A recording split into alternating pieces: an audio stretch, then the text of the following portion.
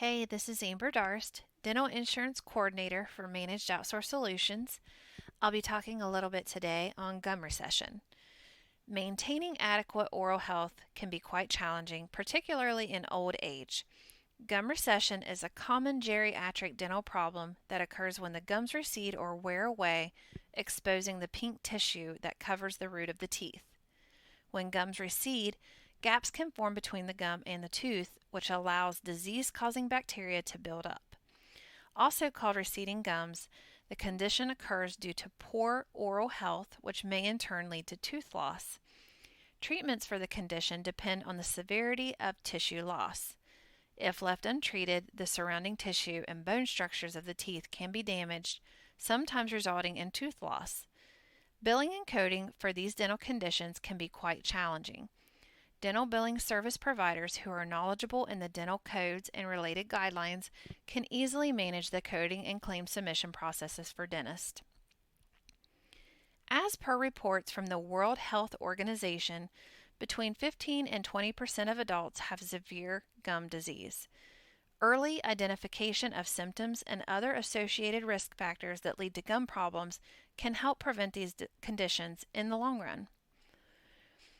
So some of the causes of receding gums. There are many factors that can cause the gums to recede, and these include periodontal or gum disease, which is the infection and inflammation of the gums and other structures in the mouth, poor oral hygiene, aggressive brushing over the long term, hardened plaque buildup, which is tartar, smoking or the use of any tobacco product, family history of gum disease, diabetes, hormonal changes in women, crooked teeth, bridges or partial dentures that no longer fit, and use of medications, these certain medications that cause dry mouth, and then also certain immune disorders.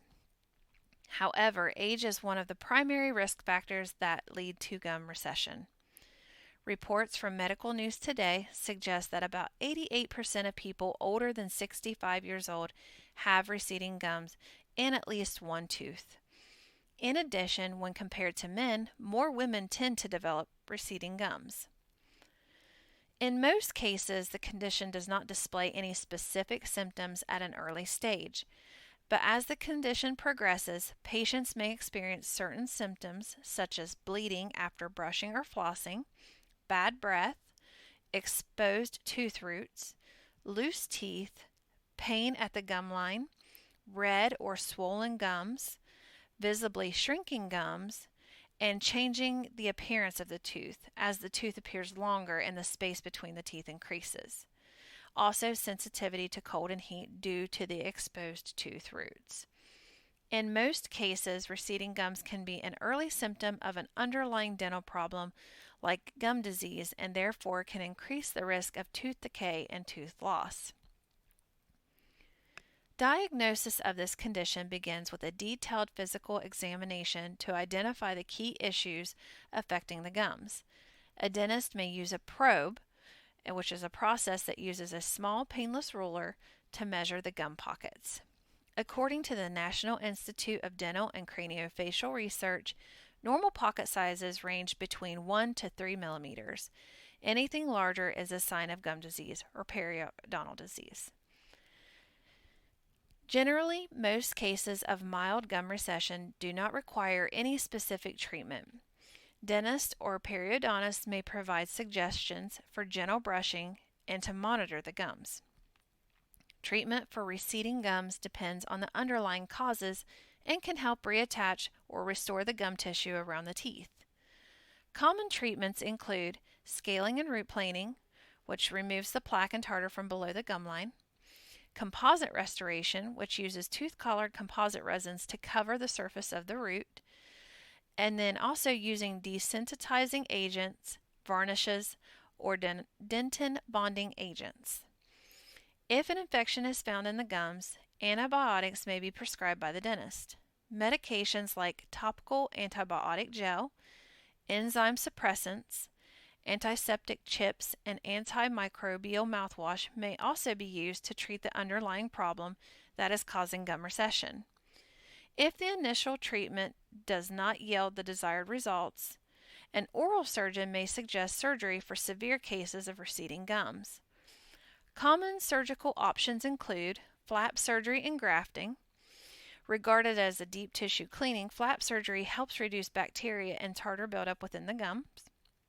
As part of the surgery, the periodontist lifts the gums and then puts them back in place once the procedure is over. Then there's gum graft surgery, and this is recommended for persons whose gums have severely receded. This procedure also helps prevent bone loss and the gums from receding any further and protects the previously exposed tooth roots from decay.